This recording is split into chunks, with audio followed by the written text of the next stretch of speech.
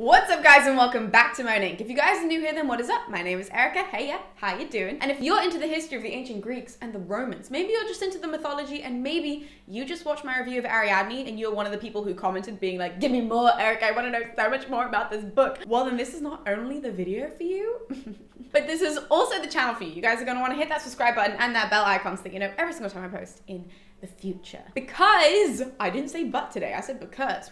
We're changing things up a little bit on the channel. Because today's interview, as you can see from the title of this video, is going to be with the author herself. I'm going to be racking the brain of the genius that is Jennifer Saint, and I'm trying my absolute best not to fangirl right now. Like, honestly, I'm like, Erica, just keep it cool. Don't be a weirdo. Just tell her that like you love her book and that you have all these questions and it will be totally fine, even though I'm panicking as hell. So I'm really nervous right now. But I wanted you guys to know before we start this interview that it will not be a general overview of the plot. We're not going to be discussing you know, sort of the basics of the characters involved and all that sort of stuff. Today's chat will be very, very analytical in regards to the mythology, in regards to the history behind the novel itself, behind Ariadne, because that's really what I'm interested in. And also there are two other interviews that have been done by people in my little classics community, which are very, very good and have already discussed all of the basics. So if you guys want to know the basics of why Jennifer wrote the story, of you know, maybe the characters that she included, all of that sort of shebang, you're going to want to check out World History Encyclopedia, where my friend Kelly already interviewed her, or you can go onto the podcast that is called Myths Baby, which is done by Liv Albert, and she also did a wonderful, wonderful interview with Jennifer about all of the sort of basics of writing a book and all of that sort of wonderful shebang. Because today it's going to be analytical, and the whole point is that there's no competition between any of these interviews. Do not say, I do not tolerate, by the way, this happens a lot, I don't tolerate people in the comments saying, I preferred this other interview over this one, or I preferred when this person was on this channel, or blah, blah, blah.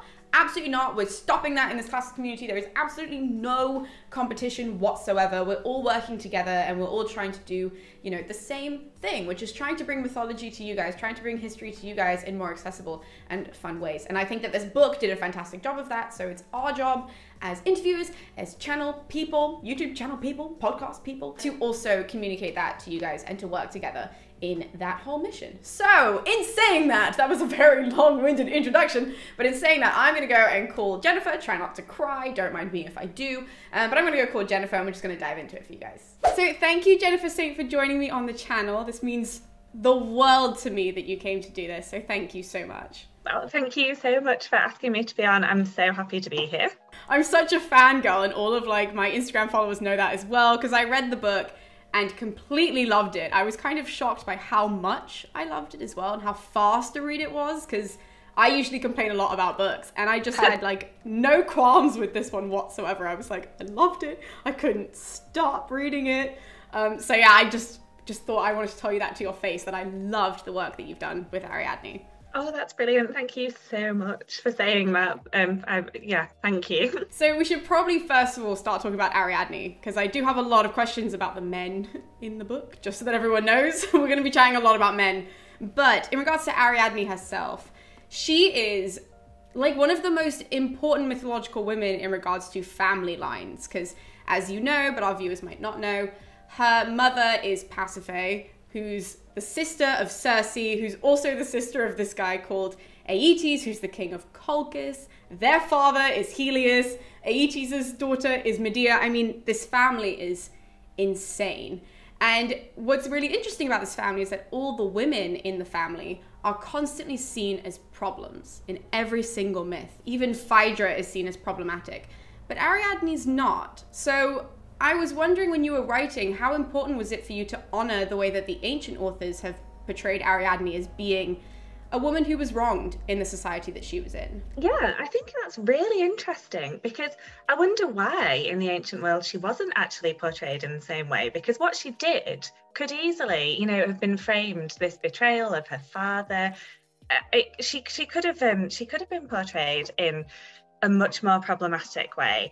But I think one of the depictions of Ariadne that kind of seems to define her portrayal is she's so often depicted as sleeping, you know, that sleeping statue of Ariadne, and so kind of passive and waiting. And she felt to me probably like more of a blank canvas than the other women of the family. So a character who was really interesting to approach as a writer, because I felt like there was so much potential of depth in Ariadne that was waiting to come out. So yeah, I think I definitely am on her side, and I wonder if part of the reason maybe she's not portrayed in this problematic way like the other women is it because Theseus is so much worse. And so, you know, does he kind of supersede that? I'm not sure. That has made me wonder kind of how she got away avoiding condemnation, really, but maybe because of her association with somebody who did things that were so much more terrible. That's actually a good point that I hadn't thought about, that maybe because Theseus is so problematic. And I actually listened to your chat with Liv on Myths Baby, where you really got into Theseus's character, and you both spoke about Plutarch, which I've said a number of times on my channel. Like, Plutarch is a perfect example of an ancient writer who was like, Theseus was awful, and this is why he's awful. And you guys did such a brilliant chat in that podcast episode. I'll be linking it below for everyone to listen to, talking about Theseus. But that's the only qualm I had with the book, which I said in my video review, that I thought that you held back a lot with Theseus. But you also said in that interview that you cut out a lot of Theseus. So I'm curious that, like, did you do that because it was more so Ariadne's story and you wanted to keep it as Ariadne's story? And did you feel that because of that you had to pull back on Theseus's bad quality? Well, you have him being a bad character, but like his worse quality, shall we say? Yeah, well, yes. I mean, effectively, yes. That's a major part of it. There was a lot more Theseus in there to start with, and a lot of it went exactly because of what you said, because my whole kind of premise in setting out to write it was I was trying to tell Ariadne's story and not Theseus's story, that I was trying to get her away from being a footnote in his legends into having her own story. So I didn't want the novel to be dominated by Theseus and what he did. So a lot of it did come out, and we did have some of his worst crimes in there. So like his abduction of Helen, for example. But as well as not wanting it to be too much about Theseus, it was also about not cluttering up the novel and keeping in mind all the time that I'm writing for people who have got, you know, no knowledge of Greek myth, a little bit, and then obviously people who are really deeply into it as well. So it's kind of trying to balance all of those all the time. And it got very confusing keeping track. I mean, he's done so many terrible things that I was finding kind of, you know, my editors when they're reading it kind of were saying, we've lost track of who Theseus is abducting and murdering. So partly for kind of simplicity, for readability, and also I think as well, I didn't want to fall into making Theseus too interesting. Not that I wanted to present him as boring, but because I think often the villain is the compelling character in a story, and I really didn't want to fall into a trap of making Theseus come across as kind of cool. Not that the things he did were, but if I'd kind of had him being, I didn't want to credit him with too much calculating intelligence, really, and somebody who was kind of taking pleasure in cruelty. Because I think something that really strikes me about Theseus is the whole idea of a hero's journey and the kind of narrative of a hero in ancient myth. For me, that was something I was always interested in. So when I read classics at university, I wrote my dissertation on Achilles, and the moment that Achilles comes to life as a human being for me in the ancient sources is in the Odyssey, when Odysseus goes to the underworld and Achilles says, none of it was worth it. Like, I wish I hadn't gone to Troy. I wish I hadn't fought. I'd rather be alive and be sort of the lowliest serf in the world if I could just live rather than have lost everything.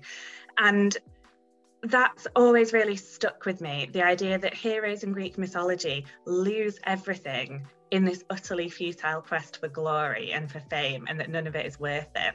And with Theseus, I saw him very much like that, somebody who's kind of blundering through, completely blind to everything he could have. Because if he'd taken Ariadne back to Athens, couldn't he have led quite a happy life with her? But he didn't want to share the credit for what he'd done. So every decision he makes is all about furthering himself. And he gives up so many opportunities for happiness on the way. And I think that's how I wanted him to be, just somebody who just kind of goes through life only thinking about himself, and to kind of show how, in the end, how irrelevant that is. I mean, I think that's like pretty much exactly how you depicted him in the book. Like, that's exactly what I picked up, that he is just someone who, it didn't matter if there was happiness involved in something. It was, well, how do I look better? It doesn't matter if I'm happy at the end of the day. It's how did I look better in this story? Also, actually keeping with Theseus, because one of the most famous writings that we have of Ariadne is from Ovid's Heroides, where Ovid wrote a letter from her perspective to Theseus, which, for my viewers who don't know, I have my book with me. Woohoo! So this is it. But in that letter, we can see a lot of little moments from Heroides that you used in the book, which as a classicist, I loved, because it's not a very long source. It's a very short little letter that she wrote. And a couple of the little instances that readers might recognize are, for example, when she wakes up on Naxos and she like feels the bed where Theseus is, runs down to the beach, sees the boat going. That's directly from Ovid's Heroides. Like, you just picked that up and just put that in the book, which I loved. I thought that was done so well. So why did you choose that source as opposed to maybe the Metamorphoses or something like that to focus on? I think probably because that source is in her voice, isn't it? It's her addressing Theseus. So for me, when I'm reading, ancient sources about Ariadne, that is when her personality really springs off the page, and she is so angry in that letter to Theseus. So that really captured me, and that's the epigraph of the novel as well, where she's not just heartbroken. It's not just about lost love. It's that he's gone back to Athens, and she says you're going to be standing in front of those crowds, like adoring crowds, and they're going to listen to you tell this story. And she says, don't forget to tell them that it was me, that you were taught by me to escape the labyrinth, which of course, he doesn't. I really loved that depiction of her just standing up for herself and being so outraged by what Theseus has done, and so just like determined to have her say. And like, that's a woman demanding, like, tell my side of the story. And so that's really where I jumped off from. So that, yeah, definitely. And that scene is so vivid in the Heroides, and I think probably because it's a short source, because it's that one snapshot of her life. And as a writer, that scene was like fully formed in my mind, and it was just one that I was really excited about writing. I think it also probably spoke to a lot of people that it was just that, we found with her, we sort of realized what was happening to her life with her. In your book, when she wakes up and she sees the boat leaving, and there's this like fear and just realization that she's alone. And like, we all felt that with her in that moment. That Ovid doesn't get us, in that sort of level. He's, as you said, he's writing to Theseus. So we see her more so reflecting on, this is what happened. Whereas in yours, we're with her, and it's heartbreaking to be with her on Naxos when that's happening. And some people don't know it's coming as well. Some people don't know that part of her story. So one of the first people who read the book read it and was like, I didn't know Theseus was going to leave her on Naxos. And I thought that was, I really wanted to make that scene have an impact in that way. Another thing that I really wanted to discuss, actually, in regards to impactful scenes, was you mentioned Minos and his original myth. So lots of people don't know that Ariadne's dad is this absolute monster of a person.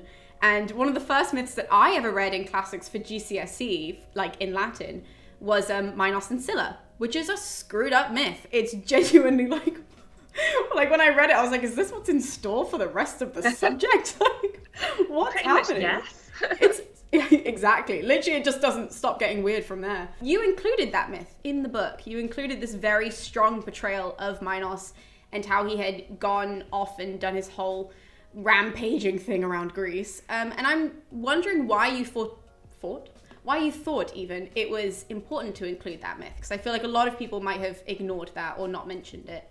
But I love that you did. Yeah.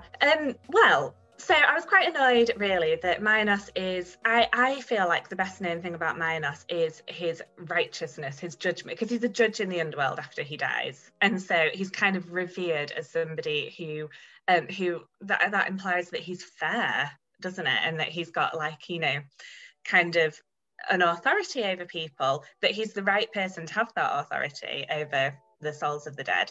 And yet that myth, it was one of the first things that I came across. So as I decided to write the novel, and I was making notes on all the characters, and I got out my big Oxford Classical Dictionary, which like weighs a ton. And when you go to Minos, that's one of the first things that it says about him there. And when I went back to that myth, because it was one that hadn't stayed with me particularly, it's one that I hadn't really remembered about him. And I think it doesn't come up very much, like you say, possibly not that many people know it. I just thought this really encapsulates everything that I'm saying in this novel about the way that men are viewing women as these kind of, like Theseus does to Ariadne, as something useful and then disposable completely. And the way that Minos thinks that he is so much in the right in his actions. It was a really powerful scene to me, that one, to start with as the prologue. And I thought it really serves as a warning to Ariadne, and I suppose makes the stakes a little bit higher for her. And perhaps it goes some way towards explaining why Ariadne doesn't act on the horror of what's happening to the Athenians until Theseus comes along, because she's really in a position of huge danger. You know, she knows what kind of a man her father is, and she knows what the risks would be in defying him. So she's stuck in this horrific situation in Crete where these children are being brought and being fed to the monster, and it's terrible. And it's not until somebody comes along who's got like the brawn, I suppose, the strength and the will, that she sees an opportunity to do something about it. But we have to talk about Daedalus, because Daedalus is probably, I want to say, one of the most famous mythological men pretty much ever, probably. For our viewers who don't know, he constructed the labyrinth, which is so beautifully portrayed on one of your books behind you. He also did the whole Icarus episode, which we'll discuss in a second, because I have more questions about that. But the scene with Daedalus giving Ariadne the string and the key, I thought was such a beautiful scene. I loved it. And I thought we were really like brewing up for like such an explosive moment when it came to the Minotaur being killed. You sort of set up that scene to be so wonderful and so intimate between the two of them, that he's fixing this tile on the dance floor, and then they're sort of having this hushed discussion, but there's a guard who's watching. It's very tense, but very, very beautiful in the way that you portrayed it. So what was the inspiration behind creating that scene and behind having the transaction happen that way between Daedalus and Ariadne?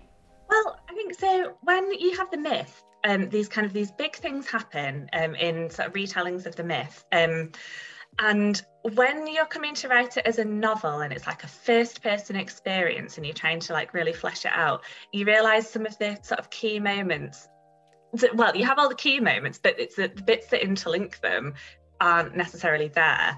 And so that was really me trying to think of a convincing way in which Ariadne and Daedalus can make this plan together, because he's an important part of it too, and he's been a really important figure in her life, and he's like a positive example of a male character in there as well, somebody who's got this relationship with Ariadne and wants to do the right thing and wants to help.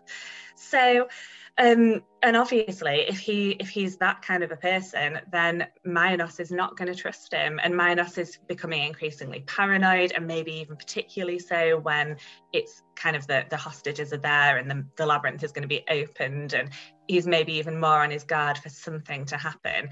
And so I thought it would be a very claustrophobic atmosphere at Knossos, and that Daedalus would be more and more, because that then makes sense as to why Daedalus is desperate to escape, this feeling that he's constantly under surveillance, and that again that jeopardy, that Ariadne is really risking something by doing this, and that she has got to be really careful in the way that she goes about doing it, and making sure they're not overheard. So I was just thinking, how can she lure Daedalus away? Because as well, I thought it probably would have been quite difficult for men and women to speak sometimes. You know, she's an unmarried young woman. I was just trying to think of ways that she could lure him out and get him to speak to her without being overheard. And yeah, and I did want to make it tense and full of jeopardy, but also emotional as well, because it's going to be the last time that she sees him, and he has meant something. He's one of the few people who has meant something positive to her in her life up till then. He is such a positive influence in her life. Even in mythology, it's really lovely to see that he really vouches for her. Like you said, she's an unmarried young woman, and yet he's still 100% on her side. And the ancient authors give her that sort of positive male influence at Knossos, which is something I love about her mythology, that it's not all doom and gloom. We do have Daedalus in the corner who's like, I got your back. Yeah. Yeah. And you're trying to undo, I guess, like his own guilt in the creation of the Minotaur, which isn't, not his fault. No, exactly. And I think that's a really good point. And continuing with Daedalus as well, we have the famous scene of him flying off with Icarus. And now we're going to talk about Phaedra, because this is the first chapter from her point of view. And I don't know if you watched my whole review, but when I first saw the chapter heading that said Phaedra, initially my instinct was like, oh, damn, I don't want to hear anything from Phaedra's point of view. And about a paragraph in, I was hooked. It was my favorite chapter in the entire book, because you gave us the most famous mythological scene of Icarus, flying too close to the sun and falling to his death. I mean, everybody and their mothers knows that myth. And yet you give us the perspective of Phaedra on the ground. So we get to see the guards running around. We get to see Minos' reaction. We get to see this point of view that we've never seen before, which is why I thoroughly enjoyed it as a classicist. I was like, I get to read this myth for the first time again, if that makes sense. That's how it felt. And so I'm wondering why not only was this Phaedra's first chapter, why you chose for this to be her first point of view, but also why you felt like it was important to include this in the book, in this one little episode of Daedalus getting away, when it is Ariadne's story. Yeah, so originally in the first draft, it was told in retrospect by Phaedra when she comes to Ariadne. She recounted the scene. And that was one of the things when I came to be editing and rewriting, that it lacked power, just being told kind of years after the event, oh, this is what I saw happen. And that, I thought, that was something we really wanted to see in real time. I think because of the things that you said, because that's not a perspective that we've seen it from before.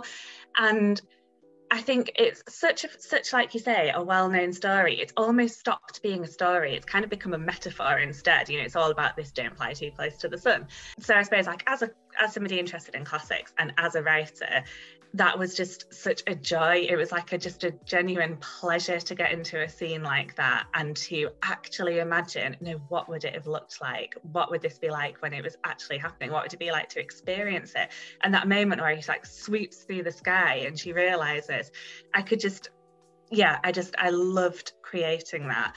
And I thought it had to be in real time and we had to see it through her eyes as it happened. And the kind of decision about where to bring Phaedra's narrative in, because I did think she really deserved her own chapters and her own voice. But up until that point, I think like her narrative wouldn't have diverged very much from Ariadne's. So that was a moment where they split, where their destinies really kind of fork in these different directions. So that kind of made sense that this is when we hear from Phaedra.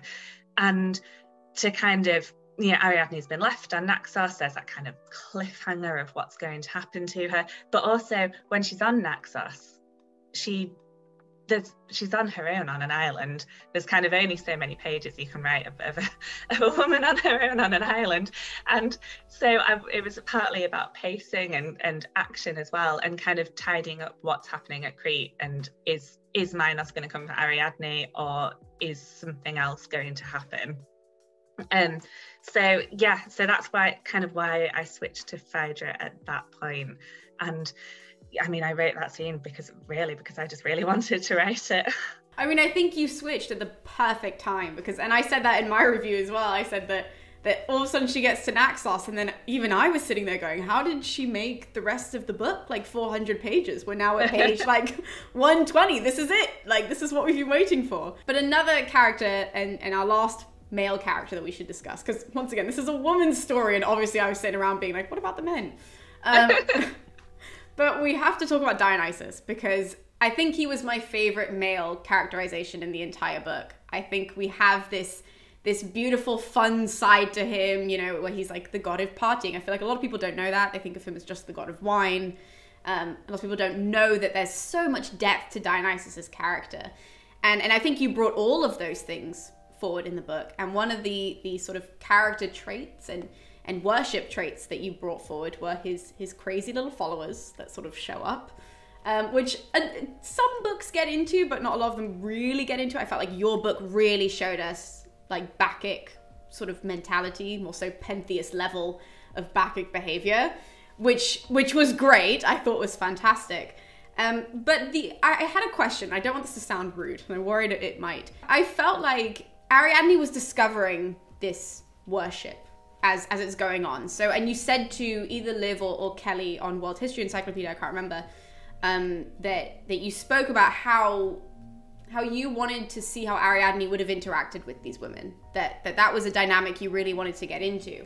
But I felt like surely she would have known, being a woman of the time, what the Bacchic rituals were. So I thought it was kind of an odd thing that she didn't know any of this and she was discovering it with us. But what I did consider was maybe you wrote it this way so that the readers who, as I said, might not know this much about Dionysus, they were discovering it with Ariadne, kind of like they were discovering that Theseus had left her with her. Yeah.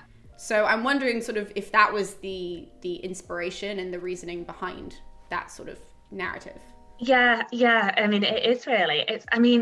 So you do, I think, writing a myth as a novel, I guess you have to decide where to take the liberties.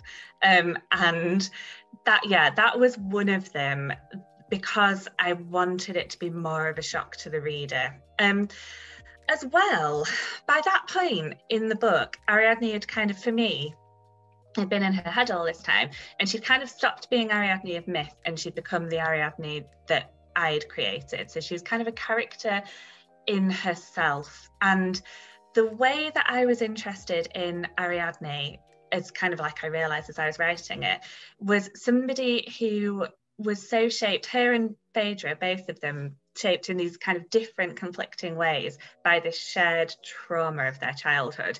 Because when I started to write the myth of the Minotaur of Pasiphae and what she went through, it really became real to me as like a truly horrendous thing. And I think when you kind of start to inhabit that world and feel like you're a part of it, the horror of it becomes just more intense and more brutal. And so the way that I saw Ariadne reacting to that in a way that's different to the way that Phaedra reacts to it is that I saw her kind of rebellion against what she'd grown up with was to take on this life of much quieter domesticity, and kind of was to be the kind of mother that her mother wasn't able to be to her, and to live a really different kind of life. And after all the kind of darkness of Knossos, to create this world of kind of light on Naxos. And Phaedra kind of points out later that there's an element of sort of willful blindness and sort of deliberate delusion about it that I felt real to me, that could be how she would feel. And I didn't think that the Ariadne that's kind of existed at that point in sort of my mind and on my pages, I didn't think she would be drawn to any more darkness. So I thought Dionysus had to seem to her like something completely different to anything that she'd ever experienced before. And I thought she'd be quite repelled by, so kind of enjoying parts of their kind of like Bacchic celebrations, the drinking wine, the kind of communion of women and all the rest of it. But I didn't see her wanting to tear goats limb from limb and being okay with that either. I definitely, so, you know, obviously in mythology she's depicted as being a part of the rites, but that wasn't the woman who was in my book by the time I got there. So that was, I guess, a way in which I diverged from it. And because I think when you're reading like plays like the Bacchae and so on, I wanted it to like build to that really brutal, horrific climax with Dionysus, and for the readers who don't know about him to not see it coming. I mean, I even felt as a classist though, like it still did build, like even though, you know, like, okay, well that was one part where I thought, oh, maybe she would have known about that. Like you said, she was part of the rites and all of this. It still did build, and it did it effectively even for a classicist. Like even then I cried so much at the end of this book. Like it was literally like the middle of the day and I was just sobbing. Which is a compliment as well, like, because it shows that you did it effectively. Like, even for a class of someone who knows the whole story, I was still, like, just completely taken with your depiction of Ariadne. And I think that's so important, that a lot of it is so true to the mythology, which is why I loved it, because a lot of it is very in keeping with it. But then the little bits where you did take the liberties, I also understood. And so that, to me, was fine. A lot of writers make decisions that I just don't get, and I'm like, why would you divulge that? But that one makes perfect sense. Like, to have Dionysus be more so someone that she was drawn to is also a lovely romantic way of looking at it that I didn't consider. Yeah, and he's such a conflicting character, isn't he, in mythology? Like there's so much to him, and I couldn't, you know, I couldn't put everything about Dionysus in. I think he's so complicated, but I wanted to have the fact that there is more, you know, there's kind of these sort of polar opposites in his character, that he's such a like dichotomy of a character. There's so much about him that contradicts itself. So yeah, so I did definitely want to have that in, even if I couldn't explore everything about him. But I think we get that in the elements of him, you know, as a family man. Like, that's a part of him that we don't see in mythology. We know that it's there because he marries Ariadne and he's very happy, but we don't get myths into his family life. So I loved that in your book, that we got him, you know, with his kids, we got him at home, you know, we got him just being a dad and hanging out, even though he was gone for ages, and I'd be like, come back, like, where are you? Yeah, what are you doing? And one thing that we see with Dionysus, which I loved, was his bickering with his half-brother. We won't discuss the actual end of the book, just so that we don't spoil it for anyone. But he has this constant bickering in like the last quarter of the book, where he's constantly being like, we have to go and see Perseus, my idiot brother, this, that, and the other. Which I loved, because even though it does build to a very sad ending, I thought that the pettiness between the two of them was so good in showing the pettiness between the gods of mythology. And it shows that you really know this whole world so well. So why did you decide to include this ridiculous little bicker that the boys have of like, you won't let people worship me, and the other one's like, I don't like you that much, that's why. Like, it's just... yeah, it's like, it's the whole hilarity and horror of the gods in Greek mythology, isn't it? That they are like toddlers, but toddlers with this immense power, which is absolutely terrifying, especially like if you have toddlers, which I did. And my God, imagine if they had immortal power. Yikes. That was fun. I really enjoyed building on that dynamic. But also, I suppose, like, it's, you know, it is kind of funny and it is very petty, but then Ariadne kind of starts to realise the stakes for Perseus in particular, that he's kind of trapped, because then there's Hera on the other side of it all from Dionysus, and there's kind of this much bigger battle going on over him. So it's just it's so often in Greek mythology that these human beings are just caught in the crossfire of these terrible, terrible battles that are based on something so inconsequential. And then, you know, the fallout from that is so disproportionate to what caused it. And that, I suppose, that's the tragedy at the heart of a lot of Greek mythology, which is one of the things that draws us to it. No, exactly. It is one of the things that I mean, personally for me, like, you know, you mentioned Achilles earlier. I love the Iliad. And part of the reason is because whenever we cut to the gods and they're fighting about something, you're like, what are they even talking about? Like, what does this have to do with anything? But I have to ask a little bonus question. I usually have like 4 bonus questions, but today I have 1 because it's just, it's been eating away at my soul since you have posted on your Instagram about your next book, which is coming out in 2022. So it's about Electra, though, which is another female character that you want to tell the point of view of.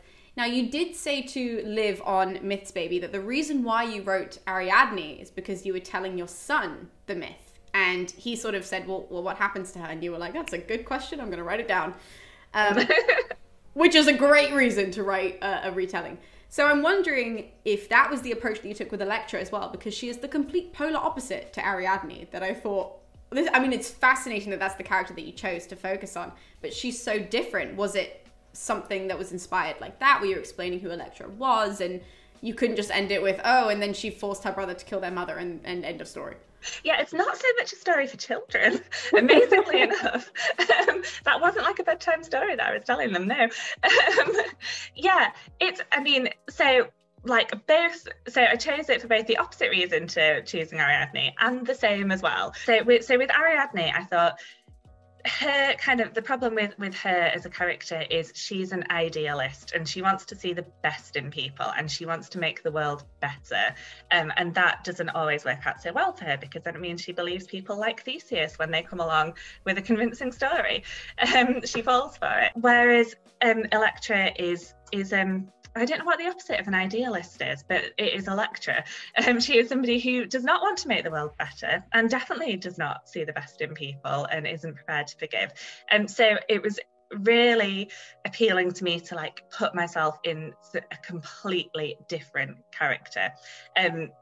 She's somebody who, when things happen to her, she is going to fight back mercilessly. And the same with her mother, Clytemnestra, because like Ariadne, Electra isn't the only narrator in the book. So Clytemnestra gets her say, and so does Cassandra as well.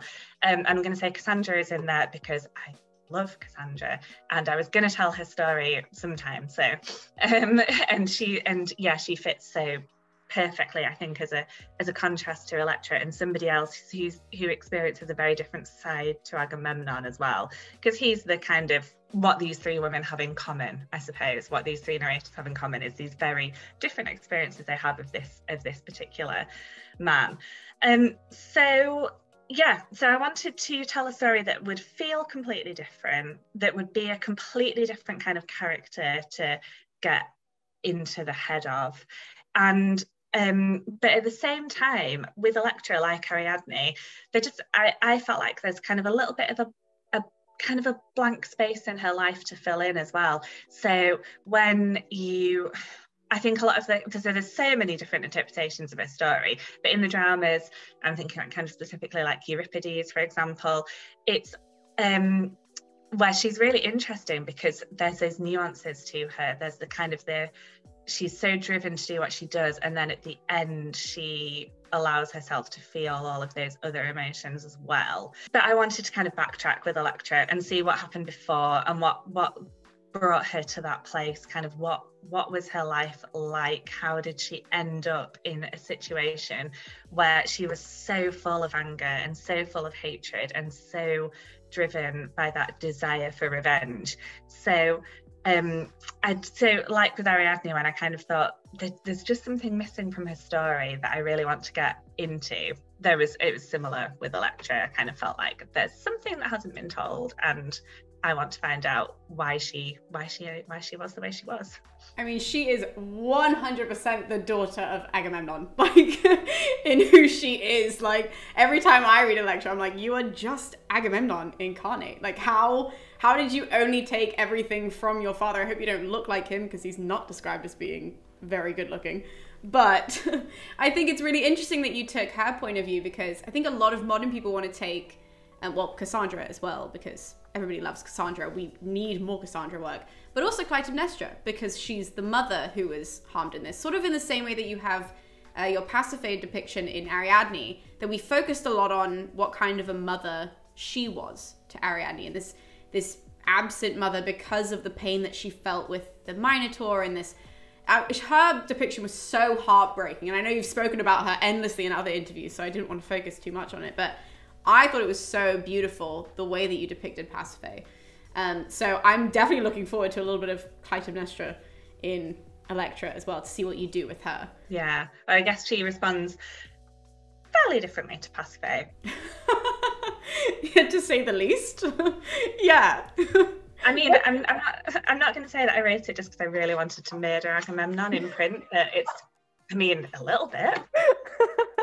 Thank you so much for coming on Monique. It literally means so much to me that you sat down and you did this with me.